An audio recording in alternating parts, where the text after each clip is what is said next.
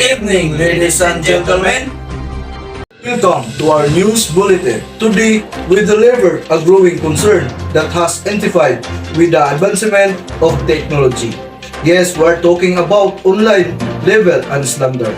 The internet far-reaching effect have transformed traditional method of defamation into something more powerful and potentially dangerous. Our correspondent will take us through this alarming trend. Over to you, Mr. Palingkod. Thank you, Mr. Lagarde. Ended as technology continue to revolutionize the way we communicate, concern over online libel and slander have taken center stage, with the internet providing a platform for expressions of opinions. It has also become fertile ground for the negative consequence of such as freedoms. Thank you, Mr. Palingkod. Let's kick off by discussing a recent case by Jane Doe, a renowned journalist who became a victim of online slander.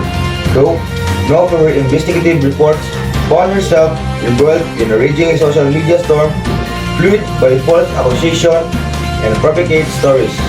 Overnight, her life and reputation were shattered. Thank you, Mr. Sungahit. It was a horrifying experience.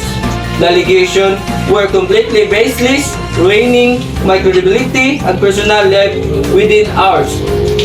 This is which people can spread false information is shocking.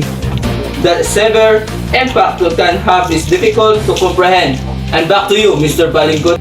Thank you, Mr. Lazareto. To better understand the legal classification associated with the online defamation, we spoke grounded legal expert. Thank you, Mr. Palingkod. Online libel or slander can have severe consequences. It's crucial to remember that the same principles that regulate defamation in traditional media also apply to the legal realm. Platforms such as social media provide a vast audience, increasing the speed and scale of damage inflicted. It's important for individuals to remember that online actions have real-world consequences. To combat this menace, many countries have implemented laws and regulations to address online defamation. For instance, jurisdictions have included clauses to hold both the originators and platforms accountable for facilitating such acts. However, certain challenges persist due to global nature of the internet. Back to you, Mr. Lazareto. Thank you, Mr. Sungahit. While governments strive to regulate online defamation, the global nature of the internet makes it difficult to enforce these laws consistently. Moreover, the anonymous nature of the web often shields the perpetrators. However, technological advancement can also play a vital role in combating these issues, such as AI-powered content moderation systems and collaboration between social media platforms and law enforcement agencies. Thank you, Mr. Lazareto. Ultimately, the responsibility falls on each internet user to practice responsible digital citizenship. As the saying goes, think before you click. By promoting guidelines surrounding responsible online behavior, we can collectively build a safer digital society. Thank you, Mr. Sungahit. In today's internet world, online libel and slander threatening our social fabric, destroying lives, and undermining trust. It is high time we examine our online action and ensure the uphold ethical standards. Together, we can create more responsibility and respectful internet culture. Back to you, Mr. Lagarde. Thank you, Mr. Palingkod, for shedding light on concerning issue. Let's hope the increased awareness and collective effort will combat the rising tide of online and slander. Today, digital age, cybercrimes are becoming increasingly rampant, with one growing concern being phishing attacks. These attacks have the potential to compromise personal information, impact finance, and wreak havoc on both individuals and organizations. Our correspondent will provide us with an in-depth look in the world of phishing. Over to you, Mr. Palingkod. Thank you, Mr. Lagar. Ended phishing has become preventive threat in our internet world. Let's begin understand phishing and how it explodes and vulnerabilities.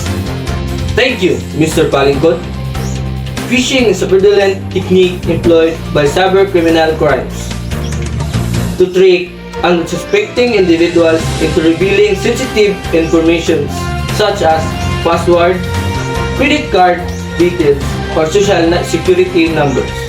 It often involves deceptive emails, fake websites, or even phone calls masquerading as to legitimate entities.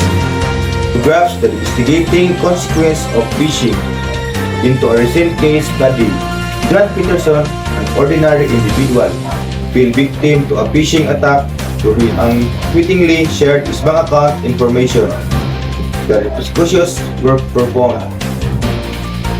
I received an official looking for an email from bank requesting an urgent update of my personal information.